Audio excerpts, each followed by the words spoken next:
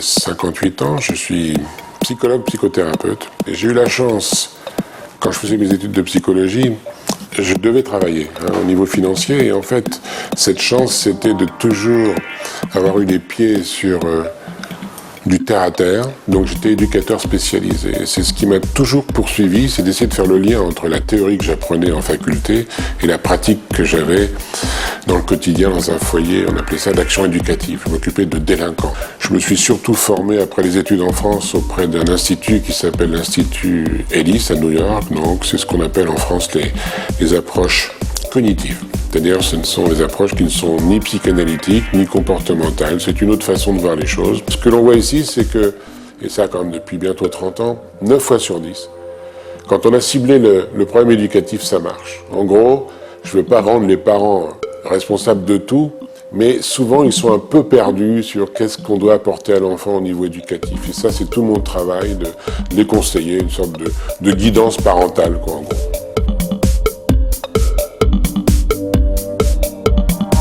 C'est pas le tout de dire à un moment donné je vais aider les parents. Est-ce qu'on peut aussi divulguer certaines informations, certaines choses qu'on a. On a des certitudes quand même en éducation. Donc je trouve ça dommage de garder ça dans un cabinet de consultation. Bien sûr, chaque enfant est différent, on est tous d'accord, mais il y a quand même des règles communes d'éducation qu'on a envie de transmettre aux enfants, aux parents surtout. Donc ce livre-là, le dernier, Un enfant heureux, c'est non seulement la synthèse d'autres ouvrages que j'ai écrits avant, mais c'est pour aller encore un petit peu plus loin. C'est pas le tout de dire les enfants vont mal, on sait la cause, et vous les parents, vous n'avez pas trop de savoir-faire. Qu'est-ce que c'est vraiment qu'un enfant heureux, finalement? Et là, je me suis penché sur tous les enfants qui allaient bien, c'est-à-dire ceux que je ne vois pas en consultation. Et le caractéristique commune de ces enfants qui vont bien, c'est très très bête, mais tout d'abord, ils sont enfants. Ils sont contents d'être enfants. Ce ne sont pas les enfants qui sont tout le temps en demande du monde adulte, ce sont des enfants qui se contentent de leur petit rythme, des choses comme ça. Ils ne sont pas soumis, ils ne sont pas clonés, ce sont des enfants qui disent je sais que plus tard je ferai ça, j'aurai plus de liberté, je ferai plus de choses. Ce ne sont pas des enfants revanchards ou qui ont des rancœurs ou qui sont tout le temps mécontents de leur situation. Et à chaque fois, j'ai vu des parents qui me disaient on les a éduqués tout simplement avec du bon sens. Et ces parents-là m'ont donné comme un mode d'emploi en disant écoutez, nous, ce qu'on a repéré, c'est que plus on rend un enfant acceptant de ce qu'il est, mieux il est. Plus on exige qu'il accepte aussi les autres, plus il devient social, et plus on lui apprend la réalité, plus il devient ce qu'on appelle tolérant aux frustrations. J'ai repris ces 3 fils conducteurs, moi. Qu'est-ce que c'est qu'un enfant tolérant aux frustrations? C'est un enfant qui, en fait, apprend à jouir de la vie sans s'attendre à ce que ce soit permanent. C'est un enfant qui devient peu à peu réaliste, qui sait allier son bonheur propre avec les exigences du principe de réalité.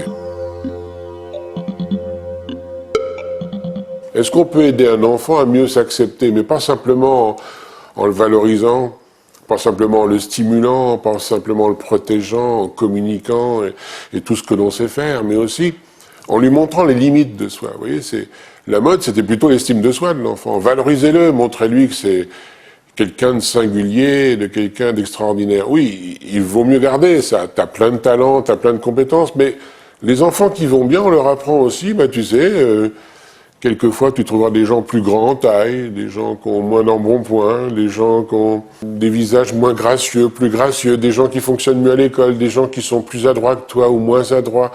On essaie aussi d'apprendre à l'enfant ses compétences et ses faiblesses. Et c'est quelque chose qui n'était pas tellement fait. De dire à un enfant, écoute, toi, là, je crois qu'il y a quelque chose qui va très bien chez toi, on va le renforcer, mais il y a des choses aussi chez toi qui... Il vaudrait mieux que tu travailles, ou alors à un moment donné, te dire, vaut mieux pas que j'aille là, parce que j'ai pas toutes les compétences dans la vie. En fait, une éducation très réaliste à ce niveau-là. Et ça, c'est quelque chose qui n'était pas fait, et moi, j'essaie de le faire sous forme de test aussi. J'essaie de dire aux parents dans mon livre, je vais vous aider à repérer votre enfant. Est-ce qu'il a des petites failles ou pas? Donc, qu'est-ce qu'il faut renforcer qui est bon, et qu'est-ce qu'il faut apprendre parce que ça lui manque? Donc, c'est tout le long de mon livre, j'essaie de guider les parents.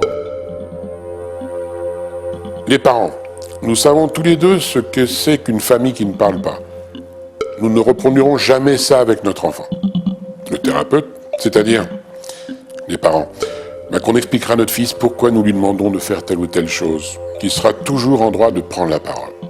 Le thérapeute, il y a peut-être des choses qui méritent peu d'explications. Vous le savez, demander à votre petit de 3 ans de goûter les épinards ne nécessite pas forcément un long dialogue. Les parents. C'est vrai que pour les repas, nous avons remarqué que beaucoup parler pour essayer de le convaincre ne servait pas à grand-chose.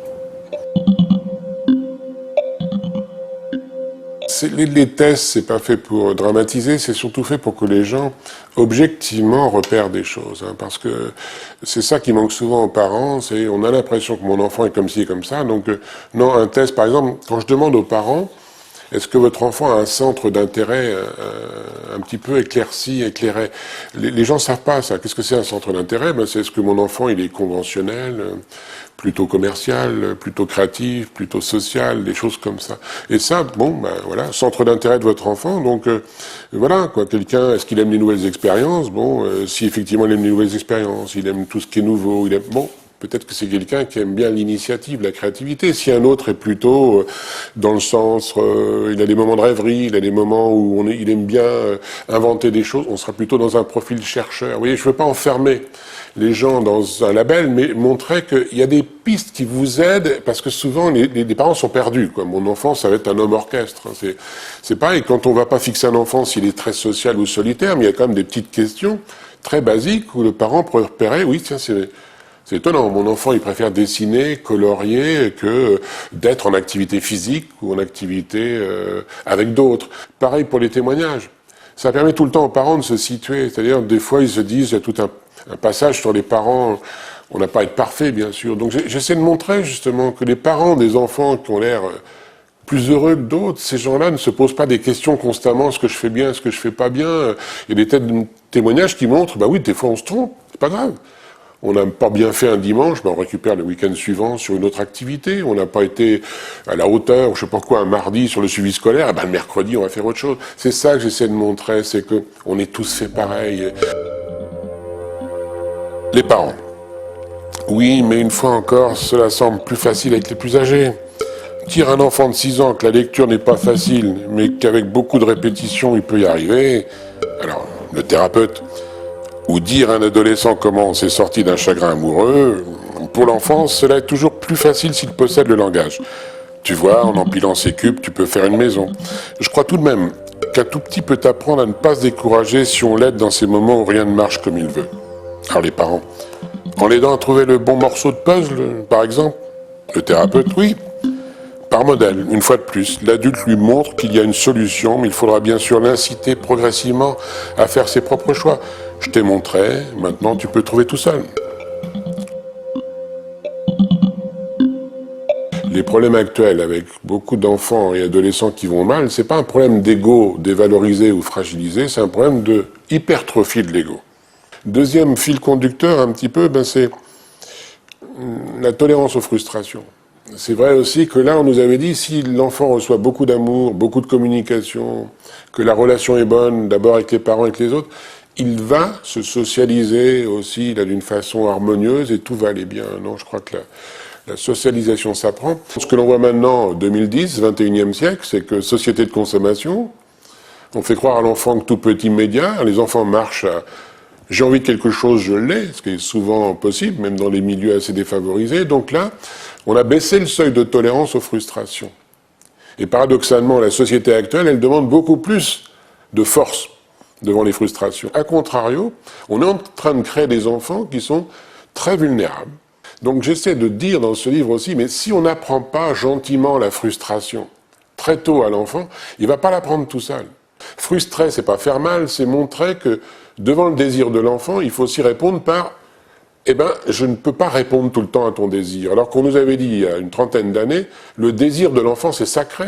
C'est ce qu'on appelle le principe de réalité. Et moi, c'est ce que je m'efforce de dire aux parents. Voilà comment on peut apprendre cette fameuse frustration qui est une construction psychique.